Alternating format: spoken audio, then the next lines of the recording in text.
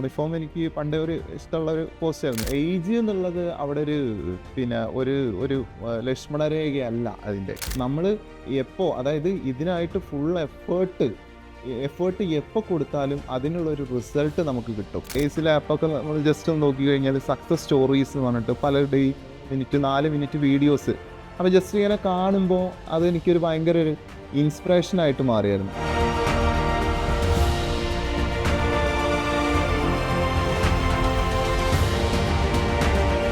എൻ്റെ പേര് രാകേഷ്. ഞാൻ പട്ടാമ്പി കൊപ്പത്താണ് വീട്. ഞാനിപ്പോൾ നിലവിൽ അസിസ്റ്റൻറ്റ് പ്രിസൺ ഓഫീസറായിട്ട് തവനൂർ വർക്ക് ചെയ്യാണ്. ഇതിനു മുന്നേ CPO ലിസ്റ്റിലുണ്ടായിരുന്നു. പിന്നെ ഇപ്പോൾ beat forest officer, civil excise, നിലവിൽ വന്ന LD ലിസ്റ്റിലും ഉണ്ട്. എൻ്റെ PSC പഠനം തുടങ്ങുന്നത് കൊറോണ ആ ഒരു സമയത്താണ്. അതായത് 2019, 2020 ശേഷം 22 കൊറോണ കഴിഞ്ഞതിന് ശേഷമാണ് PSCയിലേക്ക് ആ ഒരു വരവ്. എങ്ങനെയാണെന്ന് വെച്ച് കഴിഞ്ഞാൽ ഞാൻ അതിന് മുന്നേ ഗൾഫിൽ അതേമാതിരി ഇവിടെ പല വർക്കുകളൊക്കെ ചെയ്തിരുന്നു. കൊറോണ ആയപ്പോൾ നമ്മളുടെ ഏകദേശം വർക്കുകളും കാര്യങ്ങളൊക്കെ ഏകദേശം ഒരു നിർത്തിയ, അല്ലെങ്കിൽ അവിടെ നിന്ന് ഒരു തുടർച്ച നഷ്ടപ്പെട്ട രീതിയിലായി. അതായത് കറക്റ്റായിട്ടുള്ളൊരു സാലറി കിട്ടാത്ത രീതിയിൽ അങ്ങനെയൊക്കെ ആയി. ആ സമയത്താണ് ഞാനിങ്ങനെ ഒരു സ്ഥിരം വരുമാനം വേണം എന്നുള്ള ഒരു രീതിയിലേക്ക് മാറിയത്.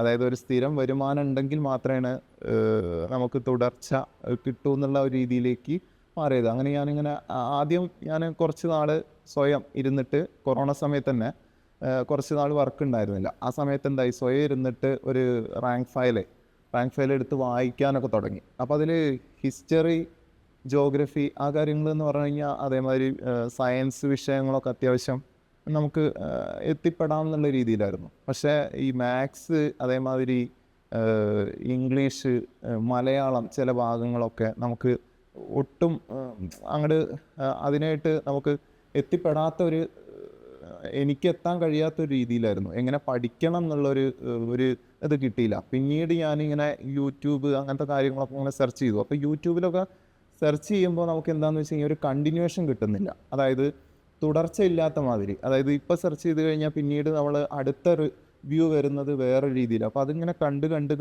നമ്മൾ പോകുകയെന്നല്ലാതെ നമുക്കൊരു തുടർച്ച കിട്ടുന്നില്ല. അപ്പോൾ ഞാനിങ്ങനെ അന്വേഷിച്ചു ഇതിനെ പറ്റിയിട്ട്. അപ്പോൾ ഏതാണ് നല്ലൊരു ഇൻസ്റ്റിറ്റ്യൂഷൻ പോയി പഠിക്കാൻ പറ്റിയത്, അതായത് ഈ ഒരു ഓൺലൈന് അല്ലെങ്കിൽ യൂട്യൂബ് നോക്കിയിട്ട് നമുക്കത് പോസിബിൾ അല്ലാന്ന് മനസ്സിലായപ്പോൾ ഞാനിങ്ങനെ അന്വേഷിച്ചപ്പോൾ ഞങ്ങളിപ്പോൾ ലോക്കലായിട്ട് തന്നെ, അല്ലെങ്കിൽ നമ്മളിവിടെ അടുത്ത് പട്ടാമ്പി കൊപ്പം ഏരിയയിലാണ് ഞാൻ അന്വേഷിച്ചത്. അപ്പോൾ അന്വേഷിച്ചപ്പോൾ എനിക്ക് എല്ലാവരും, ഇപ്പോൾ എൻ്റെ ഒരു സുഹൃത്തുണ്ടായിരുന്നു, അവൻ്റെ മാതിരി ഒരു ഇൻസ്റ്റിറ്റ്യൂട്ടിൽ ഇങ്ങനെ പഠിച്ചിരുന്നു. അപ്പോൾ ഞാൻ അവനോട് അന്വേഷിച്ചപ്പോൾ അവൻ പറഞ്ഞു, ഞാൻ എയ്സ് എന്നുള്ള ഇൻസ്റ്റിറ്റ്യൂട്ടിലാണ് പഠിക്കുന്നത്.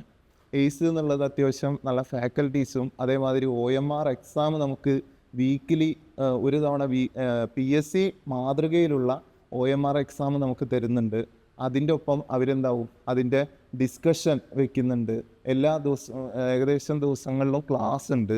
രാവിലെ തൊട്ട് വൈകിട്ട് വരെ ക്ലാസ് ഉണ്ട്. അങ്ങനെ രീതിയിൽ പറഞ്ഞു. അങ്ങനെ ഞാൻ ഏകദേശം ഒരു 2022 ഏപ്രിൽ മാസം ഒരു വിഷു കഴിഞ്ഞതിന് ശേഷമാണ് ഇതിലേക്ക് എയ്സ് എന്നുള്ള ഇൻസ്റ്റിറ്റ്യൂട്ടിൽ ജോയിൻ ചെയ്യുന്നത്. അപ്പോൾ അന്ന് ജോയിൻ ചെയ്യുന്ന സമയത്ത് വിജീഷേട്ടനായിരുന്നു. വിജീഷേട്ടനെ മുന്നേ പരിചയമില്ല. അപ്പോൾ പുള്ളി നമുക്ക് അത്യാവശ്യം ഞാൻ അന്ന് ഫാമിലി ആയിരുന്നു, കാരണം വിവാഹം കഴിഞ്ഞിട്ട് ഇരിക്കുന്നൊരു സമയമാണ്. അപ്പോൾ ഞാൻ പുള്ളിയോട് പറഞ്ഞു, ഇങ്ങനെ ഒരു അവസ്ഥയാണ്, അപ്പോൾ എനിക്ക് എത്തിപ്പെടാൻ പറ്റുമോ എന്നുള്ളൊരു ഇത് ചോദിച്ചപ്പോൾ പുള്ളി പറഞ്ഞു തീർച്ചയായും കഴിയും. അപ്പോൾ പുള്ളി അതിനുള്ള നമുക്കൊരു നല്ലൊരു പ്രചോദനം, അതായത് നന്നായിട്ട് ഒന്ന് മോട്ടിവേറ്റ് ചെയ്തു. ആ ഒരു മോട്ടിവേഷനിലൂടെ ഞാൻ അത്യാവശ്യം പിന്നീട് എന്തായാലും തുടങ്ങാം എന്നുള്ള രീതിയിൽ അങ്ങനെ ക്ലാസ്സുകൾ വരാൻ തുടങ്ങി. ക്ലാസ്സുകളിൽ ദിവസവും ക്ലാസ്സുകൾ, കാരണം നമ്മൾ ഏജ് വെച്ച് നോക്കുകയാണെങ്കിലും കുറച്ച് പഴയ ഒരു 2014 കൂടിയിട്ട് ഏകദേശം ഒരു പഠിപ്പ് നിർത്തിയതായിരുന്നു. വീണ്ടും 2022 വീണ്ടും ഒരു ക്ലാസ്സിലേക്ക് വരിക എന്ന് പറയുമ്പോൾ അതിൻ്റേതായ ഒരു ബുദ്ധിമുട്ടുകളൊക്കെ ഉണ്ടായിരുന്നു. ക്ലാസ്സിൽ വന്നിരിക്കുക, ഇങ്ങനെ പിന്നെ പ്രത്യേകിച്ച് ഫാമിലി അങ്ങനെയൊക്കെ ആയപ്പോൾ ചെറിയൊരു ബുദ്ധിമുട്ടുണ്ടായിരുന്നു. പക്ഷെ അതൊന്നും ഇത് ചെയ്യാതെ അങ്ങനെ പഠിക്കാൻ തുടങ്ങിയപ്പോൾ ആദ്യം നമുക്ക് വന്ന ഒരു ക്ലാസ് എന്ന് പറയുന്നത് നല്ലൊരു ഇൻട്രൊഡക്ഷൻ ക്ലാസ് ആയിട്ടും കൂടി നമുക്കൊരു അന്ന് പൊളിറ്റി ആയിരുന്നു ആദ്യത്തെ ക്ലാസ്, ഞാൻ ഓർക്കുന്നു. അപ്പോൾ ആ സാറിൻ്റെ ക്ലാസ് എന്ന് പറയണത്, അതായത് ഞാൻ അതായത് നമ്മൾ യൂട്യൂബിലും അതേമാതിരി ബാക്കിയുള്ള ഇതിലൊന്നും കാണാത്ത തരത്തിൽ അത്യാവശ്യം നല്ലൊരു രീതിയിലാണ് പുള്ളി ആ ഒരു ക്ലാസ് തന്നെ റെപ്രസെൻ്റ് ചെയ്തത്.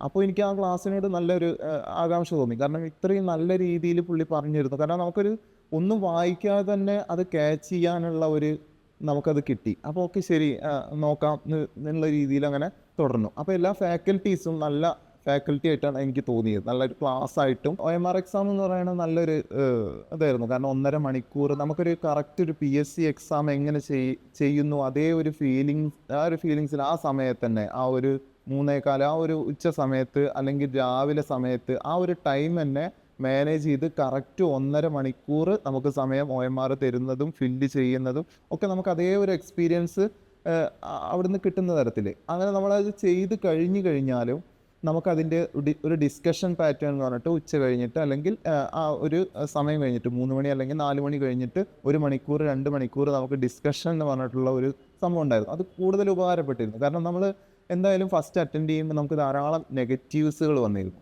അപ്പോൾ നെഗറ്റീവ്സുകൾ വരുമ്പോൾ ഞാനാണെങ്കിൽ അത്യാവശ്യം നന്നായിട്ട് നെഗറ്റീവ് അടിക്കുന്നത്, അതായത് എനിക്ക് 100-ൽ 100 കുത്തണം എന്നുള്ളൊരു മനോഭാവം എപ്പോഴും ഉണ്ടാവും. അപ്പോൾ ഞാൻ 100-ൽ 100 കുത്തിയായിരുന്നു. അപ്പോൾ അതിൽ മാക്സിമം എപ്പോഴും നെഗറ്റീവ് വരും. അപ്പോൾ നെഗറ്റീവ് വരുമ്പോൾ ഞാൻ നെഗറ്റീവിനെ പോസിറ്റീവ് ആക്കുക എങ്ങനെയെന്നുള്ളത് രീതി അങ്ങനെ പഠിച്ചുകൊണ്ടിരിക്കുകയാണ്. അപ്പോൾ ഈ ഡിസ്കഷൻ എന്നുള്ള ആ ഒരു സമയത്ത് എനിക്കത് മാക്സിമം ഉപകാരപ്പെട്ടിരുന്നു. പിന്നെ അതേപോലെ ഈ കൂടുതൽ കാര്യങ്ങൾ ഇപ്പോൾ നമ്മളിപ്പോൾ അന്ന് പാറ്റേൺ ഒക്കെ മാറിയൊരു സമയമായിരുന്നു. കാരണം ഫസ്റ്റ് ഒരു സിംഗിൾ വേർഡായിരുന്നു. ഫസ്റ്റൊക്കെ നമ്മളൊരു പ്രിലിംസ് മെയിൻസ് എന്നുള്ളൊരു അത് ചേഞ്ച് വന്ന ഒരു സമയം കൂടിയായിരുന്നു. അപ്പോൾ പ്രിലിംസിൽ 1 വേർഡും മെയിൻസിൽ എന്തായിരുന്നു ഈ ഒരു പ്രസ്താവന രീതിയിലും കൂടിയാണ്. അപ്പോൾ നമ്മൾ ഈ ചെറുതായിട്ട് പഠിച്ചാൽ പോരാ, ഒന്നും കൂടി നന്നായിട്ട് വിപുലമായിട്ട് വായിക്കണം എന്നുള്ളൊരു സമ്പ്രദായം കൂടിയും PSC കൊണ്ടുവന്ന സമയമായിരുന്നു. ആ സമയത്ത് നമ്മളെ എയ്സിൻ്റെ ലൈബ്രറിയിലിരിക്കുന്ന കുറേ ബുക്കുകളുണ്ടായിരുന്നു. ആ ബുക്കുകളൊക്കെ കുറേ ഉപകാരപ്പെട്ടിരുന്നു വായിക്കാനും ഒക്കെ. അത് ഉപകാരപ്പെട്ടിരുന്നു. പിന്നെ ഇവിടുത്തെ സാറുമാരാണെങ്കിലും അത്യാവശ്യം SCERT NCERT ഫോക്കസ് ചെയ്തിട്ടായിരുന്നു ക്ലാസ്സുകൾ എടുത്തിരുന്നത്. അതും കുറേ ഉപകാരപ്പെട്ടിരുന്നു. പിന്നെ ഇപ്പോൾ പറയുകയാണെങ്കിൽ നമ്മൾ ഡിസ്കഷൻ കഴിഞ്ഞിട്ടും ഞങ്ങൾ ആ സമയത്ത് കൊറോണ കഴിഞ്ഞപ്പോൾ ഞങ്ങളൊരു ബാച്ച് ഞങ്ങൾ കുറച്ച് പേരുണ്ടായിരുന്നു. ആ കുറച്ച് പേര് അന്ന് പിന്നെ ആ കുറച്ച് പേര് ഞങ്ങൾ ഇരിക്കാൻ തുടങ്ങി. അതായത് വൈകിട്ടും രാവിലെയും കുറച്ചും കൂടി നേരത്തെ വരട്ടെ, അല്ലെങ്കിൽ നേരത്തെ വന്നിട്ട് കുറച്ചും കൂടി ഇരുന്നൂടെ എന്നുള്ള ഒരു സമയം കൂടി ഞങ്ങൾ കണ്ടെത്താൻ വേണ്ടി ശ്രമിച്ചു. അപ്പോൾ രാവിലെ ഇവിടെ 9 മണിക്കാണ് തുറക്കുന്നത്. ആ സമയം ഞങ്ങളൊരു 8:30-8 മണിക്കൊക്കെ തുറന്നൂടെ എന്നുള്ള വിജീഷ് ചേട്ടനോട് ചോദിച്ചപ്പോൾ വിജീഷ് ചേട്ടൻ സപ്പോർട്ട് ചെയ്തു. നിങ്ങൾ താഴത്ത് വന്നിരുന്നോളുകൊണ്ട് നിങ്ങൾക്ക് വായിക്കാനുള്ള എല്ലാ സൗകര്യങ്ങളും ചെയ്തു തരാമെന്നുള്ള അങ്ങനെ വിജീഷ് ചേട്ടൻ അന്ന് ചെയ്തിട്ടുണ്ടായിരുന്നു. പിന്നീട് നൈറ്റിലേക്കും അതേമാതിരി ഞങ്ങളൊരു 8-9 മണി വരെയൊക്കെ മാക്സിമം ഞങ്ങൾ കുറച്ച് പേര് ബോയ്സ് ഞങ്ങൾ കുറച്ച് പേരായിട്ട് അങ്ങനെ ഇരുന്നിട്ട് ഇവിടെ വായിച്ച് അങ്ങനെ വായിക്കാനുള്ള അല്ലെങ്കിൽ നമുക്ക് ഡിസ്കസ് ചെയ്യാനുള്ള ഒരു സമയം അങ്ങനെ കണ്ടെത്തി. ഈ പ്രായത്തിൽ ഒരു PSC പഠനം അല്ലെങ്കിൽ PSC പഠനം സാധ്യമാകുമോ എന്നുള്ളത് പലരും ചോദിച്ചിട്ടുണ്ടായിരുന്നു. അതൊരു നെഗറ്റീവ് കമൻസ് എന്ന രീതിയിൽ ഞാൻ പോസിറ്റീവായിട്ട് എടുത്തിരുന്നത്. അതായത് ആര് ചോദിക്കുകയാണെങ്കിലും പറയുകയാണെങ്കിലും ഞാനങ്ങനെ ഒരു PSC എന്നുള്ളത് ഞാൻ പ്രധാനമായിട്ടും ആരോടും അങ്ങനെ പങ്കുവെച്ചിരുന്നില്ല. എന്താണ് പഠിക്കാൻ പോകുന്നതെന്ന് ചോദിച്ചു കഴിഞ്ഞാൽ അങ്ങനെ ഒരു ഇതുണ്ടായിരുന്നില്ല. ഞാൻ ജോലിക്ക് പോകുന്ന മാതിരി രാവിലെ ഏകദേശം ഒരു 8 മണിക്ക് ഇറങ്ങുക, അതായത് പിന്നീട് എയ്സിൽ വരിക, ഏകദേശം 8 മണി 8:30 കൂടിയിട്ട് എയ്സിലെത്തും. അങ്ങനെ എയ്സിലെത്തി രാത്രി ആരും കാണാത്തൊരു സമയത്ത് ഏകദേശം ഒരു 9 മണിയോടുകൂടി രാത്രിയോട് കൂടിയിട്ട് എയ്സിലെത്തുന്ന ഒരു എയ്സിൽ നിന്ന് വിട്ടുപോകുന്ന ഒരു രീതിയായിരുന്നു ഞാൻ ഏകദേശം സെറ്റ് ചെയ്ത് തരുന്നത്. അതുകൊണ്ട് തന്നെ അതായത് കൂടുതൽ ആൾക്കാരെ ഫേസ് ചെയ്യുക എന്നുള്ളത് മാക്സിമം ഞാൻ ഒഴിവാക്കിയായിരുന്നു. കാരണം ഫേസ് ചെയ്യുമ്പോൾ ചോദ്യങ്ങൾ കൂടുമ്പോൾ നമുക്ക് ഉത്തരങ്ങളാവും. നമുക്കത് ചിലപ്പോൾ അത് എൻ്റെ മനസ്സിലാണെങ്കിൽ അത് ഉൾക്കൊള്ളാൻ കഴിയാത്ത ഒരു രീതിയായിട്ട് മാറും. അപ്പോൾ അതിനെ മാക്സിമം ഒഴിവാക്കാൻ വേണ്ടിയിട്ട് ഞാൻ ആൾക്കാരെ ഫേസ് ചെയ്യുന്നത് എന്താണെങ്കിലും ഫംഗ്ഷൻ ആണെങ്കിലും അതേമാതിരി ഇങ്ങനെ ഇതാണെങ്കിലും രാവിലെ ആണെങ്കിലും രാത്രി ആണെങ്കിലും ഫേസ് ചെയ്യുന്നത് മാക്സിമം ഒഴിവാക്കിയായിരുന്നു. അതുപോലെ തന്നെ എടുത്തു പറയേണ്ടതാണ് ഫാമിലി എന്ന് പറയുമ്പോൾ ഞാനപ്പോൾ മാരീഡ് ആയ സമയത്ത് ഞാൻ പഠിക്കാൻ വന്ന സമയത്ത് പഠിക്കുന്ന സമയമാണ്. അപ്പോൾ ഫാമിലിയിലാണെങ്കിൽ നമ്മൾ മാരീഡ് ആകുമ്പോൾ വൈഫാണെങ്കിൽ നല്ല സപ്പോർട്ടായിരുന്നു. എന്തായാലും കിട്ടും എന്നുള്ള ഒരു രീതിയിൽ തന്നെയായിരുന്നു നിന്നിരുന്നത്. അതേമാതിരി പിന്നെ എപ്പോഴാണെങ്കിലും നമുക്കൊരു മോട്ടിവേഷൻ തരുന്ന രീതിയിൽ തന്നെയായിരുന്നു സംസാരിച്ചിരുന്നത്. പിന്നെ അമ്മ അച്ഛൻ എല്ലാവരും സപ്പോർട്ടായിരുന്നു. പിന്നെ നമുക്ക് ആവശ്യം ഇപ്പം മാരീഡ് ആകുമ്പോൾ നമ്മൾ അത്യാവശ്യത്തിനുള്ള ഒരു ഇൻകം നമുക്കെങ്ങനെയും കണ്ടെത്തണമല്ലോ. ആ സമയത്താണ് ഇങ്ങനെ ഇവിടെ എയ്സിൽ പിന്നെ നമ്മളെ ഡിസ്കഷനുള്ള ഒരാൾ വരാതായി. അപ്പോൾ എന്നോട് ബിജീഷേട്ടൻ അങ്ങനെ ചോദിക്കണ്ടായി, അങ്ങനെ ഡിസ്കഷൻ എടുക്കാൻ കഴിയുമോ എന്നുള്ളത്. ആ സമയത്ത് മാത്സ്, ഇംഗ്ലീഷ്, മലയാളമായിരുന്നു ഡിസ്കഷൻ ഉണ്ടായിരുന്നത്. ആ സമയത്ത് അപ്പോൾ ഞാനത് ഓക്കെ ഞാൻ വില്ലിങ് ആണ് എന്ന് പറഞ്ഞ് മുന്നോട്ട് വരികയും അങ്ങനെ എടുക്കുകയും ചെയ്തു. അങ്ങനെ ആഴ്ചയിൽ ഒരു ദിവസം എന്തായി ഇങ്ങനെ ഡിസ്കഷനുള്ളത് ഞാൻ പ്രിപ്പയർഡ് ആയിട്ട് വരും. അത് ഒരു ദിവസം എന്നുള്ളത് പിന്നീട് ക്ലാസ്സുകൾ ആ സമയത്ത് LP UP ക്ലാസ്സുകളൊക്കെ കൂടുതലുള്ള സമയമായിരുന്നു. അപ്പോൾ അത് 2-3 ദിവസങ്ങളിലൊക്കെ എന്തായി ഡിസ്കഷൻ വരുന്ന ഒരു സമയമായി. അപ്പം ഞാനതിന് പ്രിപ്പയർഡ് ആവുകയും ചെയ്തു. അതെനിക്ക് പഠിക്കാനും കൂടി, അതായത് കൂടുതൽ മാത്സ് ആണെങ്കിലും ഇംഗ്ലീഷ് ആണെങ്കിലും മലയാളം ആണെങ്കിലും പിന്നീട് ഞാൻ സമയം കണ്ടെത്തി GKയിലെ അത്യാവശ്യം ക്വസ്റ്റ്യൻസും കൂടി, അതായത് എനിക്ക് പഠിക്കണം. അപ്പോൾ ആ പഠിക്കുന്ന കാര്യങ്ങൾ ബാക്കിയുള്ളവരോട് ഷെയർ ചെയ്യുന്ന രീതിയിൽ ആ ഡിസ്കഷൻ ഞാൻ വിപുലീകരിക്കുകയുണ്ടായി. അപ്പോൾ അത് എല്ലാവർക്കും അതുകൊണ്ട് ഉപകാരപ്പെട്ടു എന്നാണ് എല്ലാവരും പറഞ്ഞിട്ടുണ്ടായിരുന്നത്. അങ്ങനെ ഒരു ഇത് ചെയ്തിരുന്നു. പിന്നീട് ഇങ്ങനെ അതേമാതിരി ബേസിക് മാത്സിൻ്റെ ഒരു ക്ലാസ്, അതായത് കുറേ ഉദ്യോഗാർത്ഥികൾ ഇങ്ങനെ പറഞ്ഞു മാത്സ് പിന്നെ എത്തുന്നില്ല, അതായത് പഠിച്ചിട്ടാണെങ്കിലും പിന്നെ അതേമാതിരി ചിലവർ ഏകദേശം പിറകിലുള്ളവരുണ്ട്, അവർക്ക് എന്താണ് ഈ പെട്ടെന്ന് സാർമാരെടുക്കുമ്പോൾ അതിൻ്റെ ബേസ് ആയിട്ടുള്ള കാര്യങ്ങൾ കിട്ടുന്നില്ല എന്ന് പറഞ്ഞിട്ട് അങ്ങനെ ഇവിടെ എയ്സിലാണെങ്കിൽ അങ്ങനെ പറയണ്ടായി. അപ്പോൾ എയ്സ് അതിനായിട്ട് ഒരാളെ, അതായത് പിന്നെ നമ്മളെ ഇൻസ്റ്റിറ്റ്യൂട്ടിൽ തന്നെ ഉള്ള ഒരാൾ വില്ലിങ് ആണെങ്കിൽ അവരെ കൊണ്ട് എടുപ്പിക്കുക എന്നുള്ള ഒരു രീതിയിൽ അങ്ങനെ ഒരു ഇത് ടോക്ക് വന്നപ്പോൾ അവിടെയും ഞാൻ എന്തായി വില്ലിങ് ആയിട്ട് ഞാൻ മുന്നോട്ട് വന്ന് അങ്ങനെ ഡിസ്കഷൻ അതായത് ബേസിക് മാത്സും കൂടി എടുക്കാൻ വേണ്ടി തുടങ്ങി. അങ്ങനെ അത്യാവശ്യം ഒരു അഡ്ജസ്റ്റ് ചെയ്യാവുന്ന രീതിയിൽ ഒരു ഇൻകം അങ്ങനെ കണ്ടെത്തുകയുണ്ടായി. PSC എപ്പോൾ സ്റ്റാർട്ട് ചെയ്യുക, എങ്ങനെ സ്റ്റാർട്ട് ചെയ്യുക എന്നുള്ളത് ഒരു പ്രസക്തി ഇല്ലാത്തൊരു ഭാഗമാണ്. നമുക്കെപ്പോഴും ഏത് ഏജിലും സ്റ്റാർട്ട് ചെയ്യാവുന്ന ഒരു കാര്യമാണ് PSC എന്നുള്ളത്. നമുക്കിപ്പോൾ PSCയുടെ ഏജ് പറയുന്നത് 36 വയസ്സാണെങ്കിലും ചില പോസ്റ്റുകൾ നമുക്ക് 26, 28 വയസ്സ്, ഇപ്പോൾ യൂണിഫോം പോസ്റ്റുകളൊക്കെ ആണെങ്കിൽ 26 ജനറൽ കാറ്റഗറിക്ക് വരുന്നത്. ആ ജനറൽ കാറ്റഗറി ചിലത് 31 വയസ്സ് വരെയൊക്കെയാണ് നമുക്ക് എഴുതാൻ കഴിയും. 31, 32 വയസ്സ് വരെ എഴുതാൻ പറ്റൂ. അപ്പോൾ ഞാനൊക്കെ സ്റ്റാർട്ട് ചെയ്യുന്ന 27 വയസ്സിലാണ് ഒരു യൂണിഫോം പോസ്റ്റിനായിട്ട്. അത് യൂണിഫോം എനിക്ക് പണ്ടേ ഒരു ഇഷ്ടമുള്ളൊരു പോസ്റ്റായിരുന്നു. യൂണിഫോം എങ്ങനെ എത്തുക എന്നുള്ളതായിരുന്നു എൻ്റെ ഒരു ആംബിഷൻ, അതായത് ചെറുപ്പത്തിൽ തന്നെ പറഞ്ഞിരുന്നത്. അപ്പോൾ അത് എപ്പോൾ ഏജ് എന്നുള്ളത് അവിടെ ഒരു പിന്നെ ഒരു ലക്ഷ്മണരേഖയല്ല അതിൻ്റെ, ശരിക്ക് പറഞ്ഞു കഴിഞ്ഞാൽ നമ്മൾ അതായത് ഇതിനായിട്ട് ഫുൾ എഫേർട്ട് എപ്പോൾ കൊടുത്താലും അതിനുള്ളൊരു റിസൾട്ട് നമുക്ക് കിട്ടും. ഞാനൊരു 2022 ഈ ഒരു പ്രിസൺ എന്നുള്ള ആ ഒരു തസ്തിക വിളിക്കുന്നത്. അത് വിളിച്ച് എനിക്ക് ജോലി കിട്ടിയത് 2024 പക്ഷേ ഞാൻ 2022 അന്ന് പ്രിലിംസ് ഉണ്ട്. പ്രിലിംസ് കഴിഞ്ഞ് 2023 മെയിൻസ് ഏകദേശം എഴുതി കഴിഞ്ഞപ്പോൾ തന്നെ ഏകദേശം എനിക്കൊരു സെറ്റായിരുന്നു, ഏകദേശം ഈ ജോലി ഏകദേശം കിട്ടും എന്നുള്ളത്.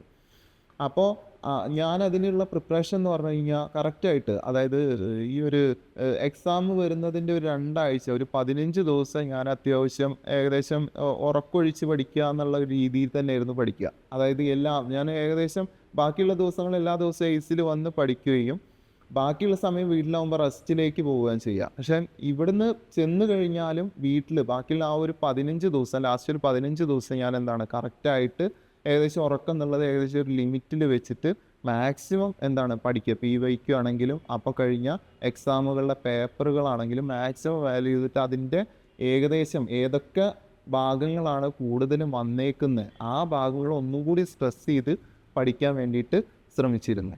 അങ്ങനെ അതിൻ്റെ ഫലമായിട്ട് 2024 എനിക്ക് അങ്ങനെ ഒരു അപ്പോയിൻമെൻറ്റ് വരികയും അങ്ങനെ ജോലിയിൽ കയറാൻ കഴിയുകയും ചെയ്തു. അപ്പോൾ നമ്മൾ അധ്വാനിച്ച എന്തായാലും അതിൻ്റെ ഫലം എപ്പോഴും കിട്ടും എന്നുള്ളതാണ് എനിക്ക് തോന്നിയിട്ടുള്ളത്. ഇനി വരുന്ന ഉദ്യോഗാർത്ഥികൾ, അതായത് PSC എന്നുള്ളത് പിന്നെ ഒരിക്കലും ഒരു ടാസ്ക് അല്ല, നമുക്ക് നേടിയെടുക്കാവുന്ന ഒരു സംഭവം തന്നെ. നമുക്ക് കൃത്യമായിട്ടുള്ളൊരു പഠനം, അതായത് കൃത്യമായ പഠനത്തിലൂടെ നമുക്ക് എപ്പോഴും അത് നേടിയെടുക്കാം. അതിനായിട്ട് ഒന്നാമത് നമ്മൾ ചെയ്യേണ്ടത് ഇപ്പോൾ നടക്കുന്ന എക്സാമുകൾ, അതായത് ഇപ്പോൾ നടക്കുന്നതെന്ന് വെച്ച് കഴിഞ്ഞാൽ ഈ വർഷത്തിൽ നടന്നതും കഴിഞ്ഞ ഒരു 2 വർഷത്തിൽ നടന്നതായിട്ടുള്ള പേപ്പറുകൾ അത്യാവശ്യം നന്നായിട്ട് അതിനെപ്പറ്റി പഠിക്കുക. അതിൽ റിപ്പീറ്റ് ചെയ്ത ക്വസ്റ്റ്യൻസ് തന്നെ ആയിരിക്കും ഏകദേശം ഇനിയും വരാൻ പോകുന്നത്. അതായത് അതിൻ്റെ റിലേറ്റഡ് ഫാക്ട്സ് ആയിരിക്കും. അപ്പോൾ ആ വന്ന ക്വസ്റ്റ്യൻസിനെ ഒന്നും കൂടി പഠിക്കാൻ വേണ്ടിയിട്ട് ശ്രമിച്ചു കഴിഞ്ഞാൽ എല്ലാവർക്കും അതിലെത്താം. പിന്നീട് എന്താണെന്ന് വെച്ച് കഴിഞ്ഞാൽ അതായിരിക്കും നമ്മൾ ചെയ്യുന്ന സമയം, നമ്മൾ പഠിക്കുന്ന സമയം അതിനായിട്ട് മാത്രം മാറ്റി വയ്ക്കുക. അതായത് വീട്ടുകാരെ ബോധിപ്പിക്കാൻ വേണ്ടിയിട്ട് ഇവിടെ വരുന്നു, പിന്നീട് അങ്ങോട്ട് പോകുന്നു. ആ ഒരു രീതി മാറ്റി നമുക്ക് വേണ്ടിയിട്ടാണ് എന്നുള്ളൊരു ബോധം ഉണ്ടെങ്കിൽ നമുക്ക് എന്തായാലും അതിൻ്റെ ഒരു ഫലം ലഭിക്കും. പിന്നെ ഞാനിങ്ങനെ ഇതിങ്ങനെ പണ്ടിങ്ങനെ യൂട്യൂബിലാണെങ്കിൽ നമ്മളിങ്ങനെ സോഷ്യൽ മീഡിയ ജസ്റ്റ് ഇങ്ങനെ സെർച്ച് ചെയ്യുമ്പോൾ പലരുടെയും ഇങ്ങനെ വീഡിയോസ് ഇങ്ങനെ കണ്ടായിരുന്നു. അപ്പോൾ അതിൽ പലരുടെയും എയ്സിലെ ആപ്പൊക്കെ നമ്മൾ ജസ്റ്റ് ഒന്ന് നോക്കി കഴിഞ്ഞാൽ സക്സസ് സ്റ്റോറീസ് എന്ന് പറഞ്ഞിട്ട് പലരുടെയും 3 മിനിറ്റ് 4 മിനിറ്റ് വീഡിയോസ്. അപ്പോൾ ജസ്റ്റ് ഇങ്ങനെ കാണുമ്പോൾ അത് എനിക്കൊരു ഭയങ്കര ഒരു ഇൻസ്പിറേഷനായിട്ട് മാറിയായിരുന്നു. പലരും പറയും അതായത് കൂലിപ്പണി എടുത്തിട്ട്, അതായത് അങ്ങനെയുള്ള പല മാർഗത്തിൽ നിന്ന് വന്നതാണ്. അപ്പോൾ ഞാൻ അങ്ങനെ ആലോചിക്കാറുണ്ടായിരുന്നു, ഞാൻ ഈ ഒരു രീതിയിലൊന്നല്ല. പിന്നെ എന്തുകൊണ്ട്, അതായത് ക്വാളിഫിക്കേഷൻ അത്ര 7ാം ക്ലാസ്സാണ് 10ാം ക്ലാസ്സാണ്, അത്രയും കുറഞ്ഞ ആൾക്കാർ വരെ ആ ഒരു ജോലിയിലെത്തുമെങ്കിൽ എനിക്ക് എന്തുകൊണ്ട് അവിടെ എത്തിക്കൂടാ എന്നുള്ളൊരു ആ വീഡിയോസൊക്കെ കണ്ടപ്പോൾ അങ്ങനെ തോന്നിയിരുന്നു. പിന്നീട് എനിക്ക് ഒരു ദിവസം അങ്ങനെ ഒരു വിജയം വരികയാണെങ്കിൽ ഞാനും ഇങ്ങനൊരു സക്സസ് സ്റ്റോറി ഇട്ടിട്ട് അത് ബാക്കിയുള്ളവർക്കൊരു ഇൻസ്പയർ ആക്കി മാറ്റാൻ കഴിയണം എന്നുള്ളൊരിത് ഞാൻ ആഗ്രഹിച്ചിരുന്നു. അപ്പോൾ അതിന് എൻ്റെ കൂടെ നിന്ന എല്ലാവർക്കും നന്ദി.